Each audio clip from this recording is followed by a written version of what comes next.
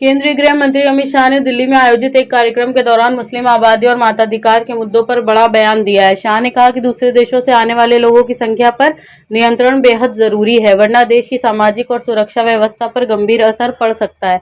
उन्होंने चेतावनी दी कि अगर बिना किसी पाबंदी के बाहरी लोगों को भारत में आने और बसने की इजाजत दी जा रही है तो देश धर्मशाला बनकर रह जाएगा। इस बयान को अवैध घुसपैठ और जनसंख्या असंतुलन के मुद्दे से जोड़कर देखा जा रहा है।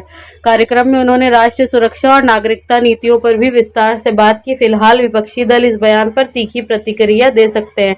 देखना होगा कि राजनीतिक गलियारों में अमित शाह ने इस बयान को लेकर क्या प्रतिक्रियाएं आती हैं। इसको जस्टिफाई करना कौन लोग बाहर के हैं, कौन लोग इस मुल्क के हैं, ये सरकार की जिम्मेदारी बनती है। और जो लोग इस मुल्क के नागरिक हैं, इस मुल्क के संसाधनों पर, इस मुल्क की इकोनॉमी पर उन लोगों का ज्यादा हक बनता है। बीजेपी से खौफजदा है कि मुसलमानों का वोट एक तरफा उन सेकुलर फोर्सेस को जाता है जो इस मुल्क को बाबा साहब के संविधान से चलाना चाहते हैं, और चूंकि ये मनुस्मृति से चलाना चाहते हैं इसलिए मुसलमान इनके सबसे बड़े दुश्मन है। इतना बड़ा असफल, इतना बड़ा गैर जिम्मेदाराना बयान देने वाला गृह मंत्री भारत के 78 साल के इतिहास में नहीं हुआ। अमित शाह साहब ने जो ये बात कही है कि इस मुल्क में जो मुसलमानों की आबादी बढ़ी है उसका रीजन जो है पाकिस्तान और बांग्लादेश से आए हुए जो है अवैध लोग हैं। मैं समझता हूं कि इसको जस्टिफाई करना कौन लोग बाहर के हैं, कौन लोग इस मुल्क के हैं, ये सरकार की जिम्मेदारी बनती है।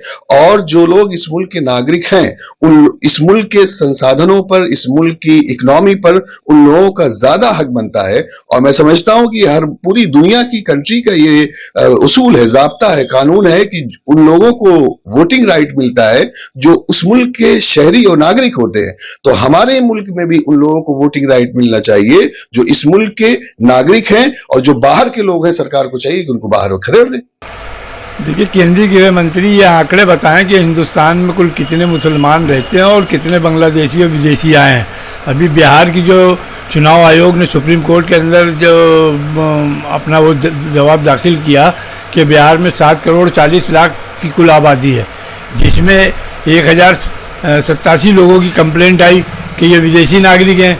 उसमें जब जांच की गई तो मात्र 390 लोग विदेशी निकले, जिसमें कुल 76 मुसलमान हैं। और 76 में जो सीमांचल का इलाका है, उस इलाके के अंदर जहां बॉर्डर का इलाका है, जो मुस्लिम बहुल क्षेत्र है, वहां मात्र 10 विदेशी नागरिक निकले, जिसमें 5 हिंदू थे और 5 मुसलमान, जिसमें 2 मुसलमान का देहांत हो चुका और 3 जीवित है। तो ये जो बीजेपी हिंदुओं को ये खौफ दिखाती है कि मुसलमानों की आबादी बढ़ी, दरअसल में हिंदुओं को खौफ नहीं दिखा रही। बीजेपी इससे खौफजदा है कि मुसलमानों का वोट एक तरफा उन सेकुलर फोर्सेस को जाता है जो इस मुल्क को बाबा साहब के संविधान से चलाना चाहते हैं, और चूंकि ये मनुस्मृति से चलाना चाहते हैं इसलिए मुसलमान इनके सबसे बड़े दुश्मन है।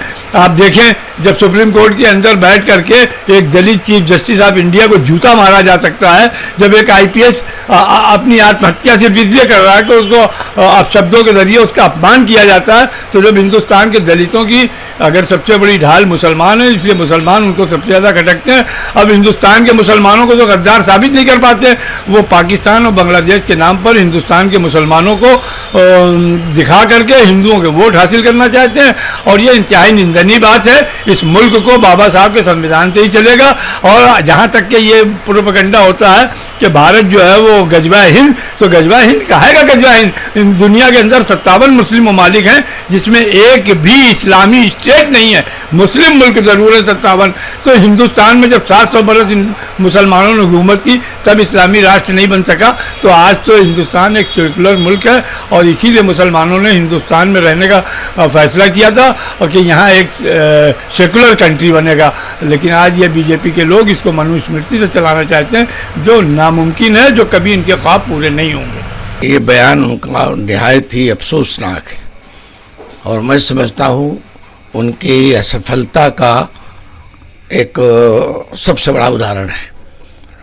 माननीय गृह मंत्री हैं, भारत के देश की राष्ट्रीय सुरक्षा की जिम्मेदारी उनके कंधों पर है। अगर पड़ोसी देशों के घुसपैठियों को नहीं रोक पाते तो उनको त्याग पत्र दे के घर में बैठना चाहिए। इतना बड़ा असफल, इतना बड़ा गैर जिम्मेदाराना बयान देने वाला गृह मंत्री भारत के 78 साल के इतिहास में नहीं हुआ। हम सब जानते हैं कि कोई भी विदेश से आने वाला, पाकिस्तान से आए, बांग्लादेश से आए, मॉरिशस से आए, वो बगैर वीज़ा के नहीं आ सकता है।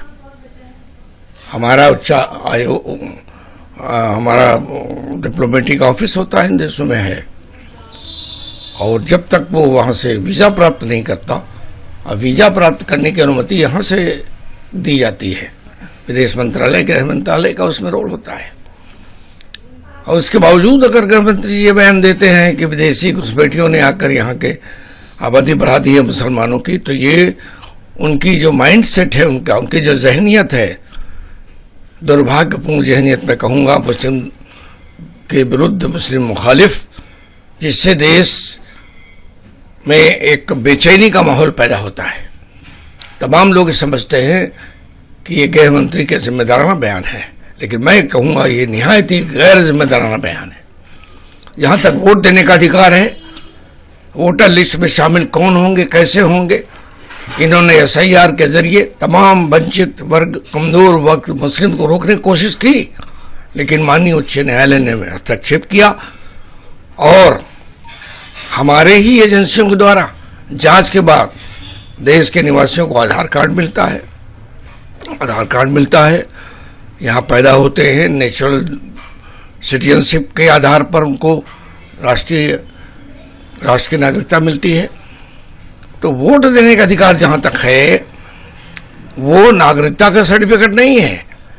नागरिकता हम जन्म जात हमारी है, जिसकी है, और जो नागरिकता मांगता है इंडियन सिटीजनशिप एक्ट के तहत, उसका एक प्रोसीजर है, वो भारत सरकार के तरफ से दिया जाता है। तो मैं समझता हूँ ये चुनाव के मौके पर, चूंकि बिहार का चुनाव हो रहा है और भाजपा की चूरें हिली हुई हैं, NDA के जीतने की संभावना बिल्कुल क्षीण है, बहुत कमजोर है, जीतने की कोई संभावना नहीं है, तब बौखलाहट में दिया हुआ हमारे माननीय गृह मंत्री का ये बयान है। ये बयान निंदनीय है, अफसोसनाक है। मैं समझता हूँ भारत की जनता उनके इस बयान से